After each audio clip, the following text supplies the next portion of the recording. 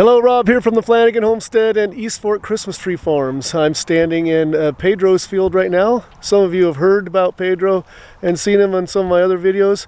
This is a section of his fields that he's leasing. We'll talk about more about that. We've got noble firs right here. This is Pedro right here. You'll see him more in just a second.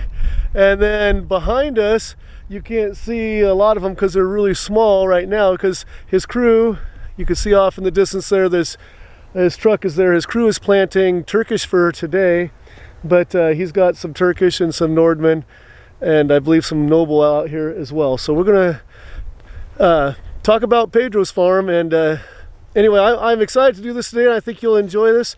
Pedro's similar to my age, I believe, in his mid-50s, but he started working for a tree farm years ago, and now he leases a lot of land and has a ton of his own trees, and he's does a lot of Christmas tree farming, and he has a lot of knowledge, so we're going to learn from Pedro today. All right, this is Pedro. You've heard about him before on my videos. He's did a lot of work for us last year, and he's already done some herbicide for us this year, and he's going to be doing shearing for us this year as well, I hope, anyway. That's the plan. So can you share with us your story about, you told me a while back that you started working, I believe, is at 19 years old in the Christmas trees? Yes, I started in 89. 1989. That's when I started working Christmas trees. And who was that for? I work for Riverwood Trees. Yep. Right here in Woodland. Okay. So I started working here, and I ended up working all over now, all the way to Centralia, to Staten, Washington, Oregon. Yeah. So how long did you just work for somebody else, and how long till you started your own business on working on trees and actually leasing land and planting your own trees? I work for somebody else. I still keep on working for somebody, you know, but I just keep on doing my stuff in the afternoon, the weekends, and all that. That's how I start. And I give my old boss give me opportunity to buy a farm for him. That's how I start. I buy a farm there by the dairy the view store. That's the first farm I have, and that's how I start all my business, and start selling a little bit, and I start having a little bit money, and just start doing what I'm doing. I just like doing it. You just like doing it. It's a good thing you like doing it. Yeah. So now, how many acres do you think you're leasing, and how many trees do you have in the ground of your own? I think I own about 50,000 now. I think about 50,000 trees? Yeah, about 40 to 50 acres. I'm leasing all over the place. Right here, got some in Woodland, in the center, just all over here, around here in Clark County and College County. So, yeah. That's good. So, as you mentioned, you still work for, you run your own farm, and you work for other people too, like myself. Who's the largest person you probably work for? Like, how big of a farm will you and your crew go work for? I work for ABC Tree Farm. I harvest about 40 to 60,000 trees a year for that company. And just jumping to the harvesting, you mentioned before you harvest your own. Do you do only wholesale, or do you have U-cut on any of your fields? No, I don't have U-cut. I have 2 retail lots. I got one in Woodland and one in Highway 99. Okay. Yeah. But then, so you go out and cut your trees. What's the earliest you start cutting trees for harvest? October 27th. Okay. Yeah. That's pretty early. And then, but you'll be doing that right up until, how long will you be doing harvest? Finish harvesting by latest it's going to be December 2nd. December 2nd? Yeah, all done. So you have your own lots. How far do you send any of yours, do you know? Or do you just find buyers and go? No, I get local buyers, especially the people I work for them. Sometimes they need some. And we exchange trees sometimes. So. Yeah, that might be me this year. I might need a few of your nobles if you have some. Yeah. So you do a lot of harvesting. I think you mentioned you have several balers now. I have about 9. You have 9 balers. I have 9, and I have about 7 elevators. So Yeah. yeah, I hired a lot of people. Hire a lot of people. When you do well, okay, let's talk about how many people you hire.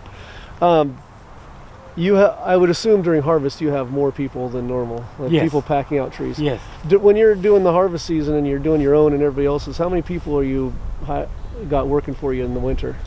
Oh, I got about 35. Yeah, Yeah. that's a lot. And then you mentioned you have some guys that work with you year round on Christmas trees. Yes, I got 7 guys working all Okay, year so you round. have 7 guys that work year round Christmas trees. Yes. Okay, that I found that interesting when you first told me that, because I was like, what are you going to do in January if you've already planted? But you mentioned that a lot of times you'll shear Christmas trees. That's what we do here in January. See these trees? We just sheared this one in March. Yeah. Like the tops, you see, we haven't taken the tops stick yet because we just put those tops in January. So that's we're just waiting the last minute to get the sticks out. So And it's not that you prefer doing this time of year, but you're doing so much shearing for everybody else. yes. Yeah. So I don't know if you caught that. So Pedro, like I said, he sheared for me last year, and he shears for a lot of other people. And most people, if your trees are going to be harvested this coming year, usually you want to shear July, August. Those are the ideal times, but you could do it all the way up to Christmas. But these trees are too small to harvest this year, so he just left them. And then he did all the other trees that are harvestable, and including my field. And then they came back in January, and they sheared these. And now they've got their shape and everything. So as the growing season comes, we're at the end of April now, and things are just starting to bud out and grow. But now that they've sheared them, they've got their shape, and they'll grow up. So it was for those of us that have a small farm and get all ours done. This is a little bit unique, but that's the way he manages that. Yes. Okay, so you're planting today, which is late April, which I try to get it done sooner than that. I've seen people plant way out in the middle of May and do all right. What is the prime planting season in your opinion? Like if you had any time of the year to get all your trees in the ground, it's not like this is the date that I would love to have my trees in the ground. Well, most people like to plant between February 20 to March. The end to March, be all done with planting. That'd be nice, Yeah. But when we plant only a few trees. So this year I planted about 180 so far. So I just I just replanting. So that's what I wait the last minute to do it. Yep. But when I plant my whole, if it's a full planting, I prefer to do it in March. Yeah. Because I tried to start early this year too. What happened? Just after I plant in January, snow comes and they burned all the new ones I did plant this year, about 3,000. So I'm probably going to lose about 3,000, about maybe 1,500, half. Yeah. You'll think you lose half of them because of the snow? Yep. And why is that? I mean, the snow isn't that heavy. Is it just too cold, or is?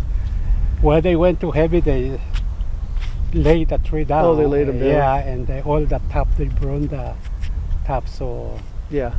yeah, that's what happened to me. It's very easy planting in January. Yeah. January. Yeah.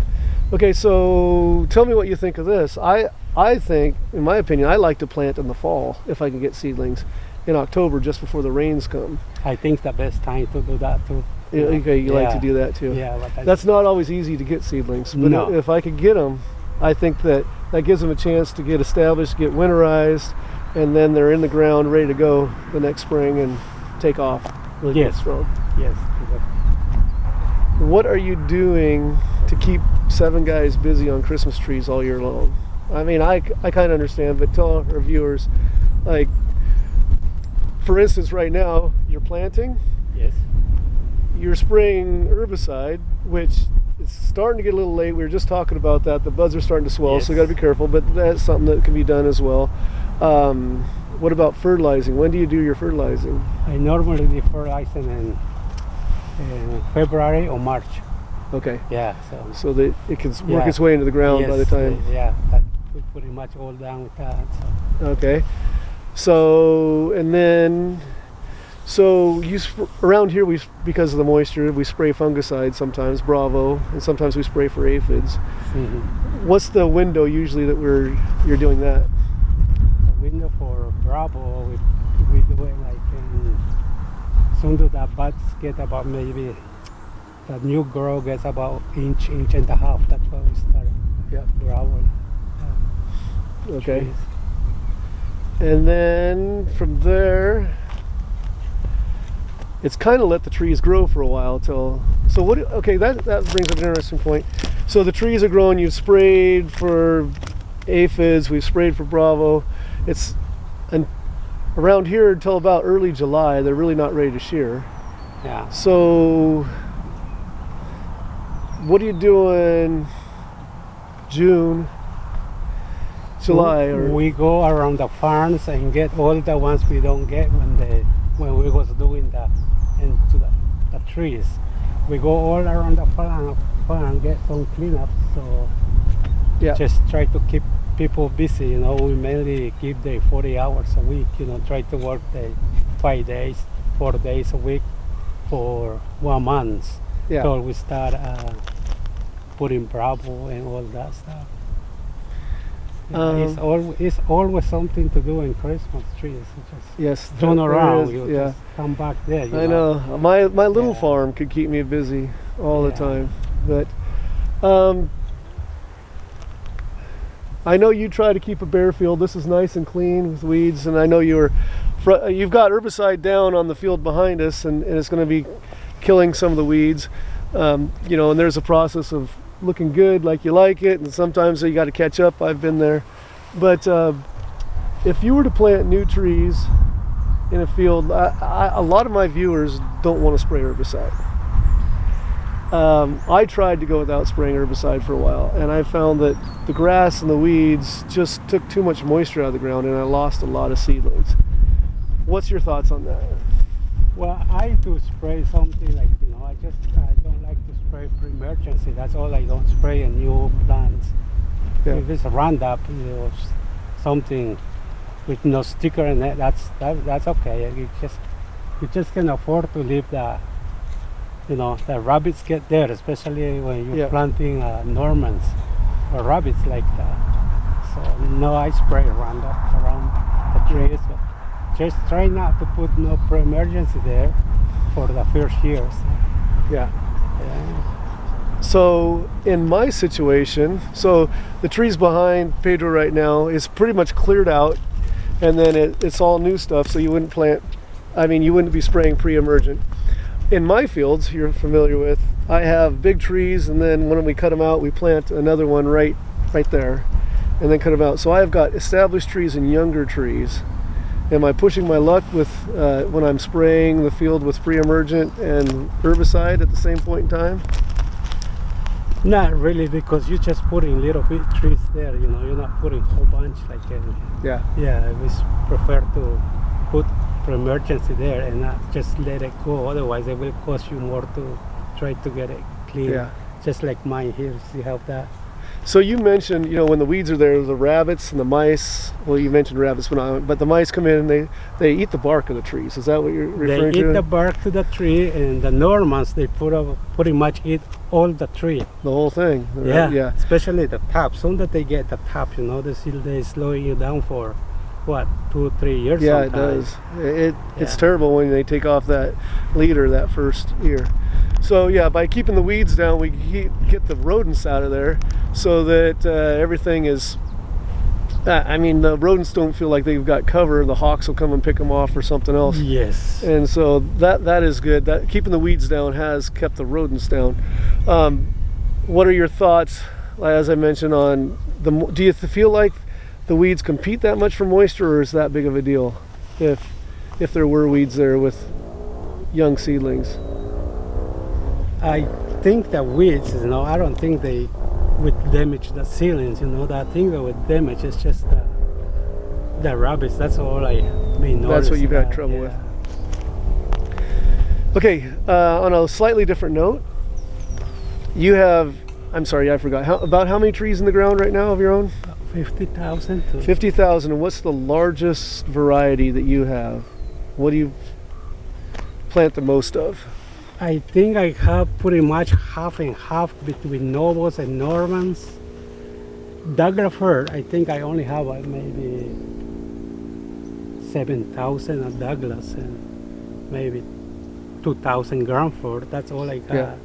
So you don't do very many grand firs. No, the first thing is just hard to find the ceilings for ground Yeah, fir. it has been lately. Yeah. So. It's, for some reason, grand firs grow really well on my property, and the people seem to like them. So we have a decent section of grand firs, but we're like you. Nobles is our largest. We're moving up our Nordmans when we can get seedlings on them because they just do so well. And then, grand firs, then Doug firs. Have you experimented with any others, or what do you see other Christmas tree farmers here in the Northwest growing that you think is interesting and may work or may not work? Well, pretty much what I work, what they're doing now is pretty much all Turkish and Normans and Novos. That's people start to kind of cut down to the Novos now because we just have a lot of trouble with Novos now. Yeah. You know, get a whole bunch of insecticides and. Yeah, the nobles are getting harder. So you're saying people are transitioning from nobles to more Nordman and Turkish. Yes. And then we were comparing the two between the Nordman and Turkish, which are very similar, and actually they come kind of from the same area. What's the benefits of the Turkish or the Nordman over each other? Only difference, the Turkish is going to grow a little bit faster than the Normans. Yeah, so the Turkish is faster growing. Yes. So how many years do you want from the time so we're putting trees in the ground right now and you're putting in Turkish fir. How many years till you get a 7-8 footer? With Turkish, we're talking about 8 to 9 years.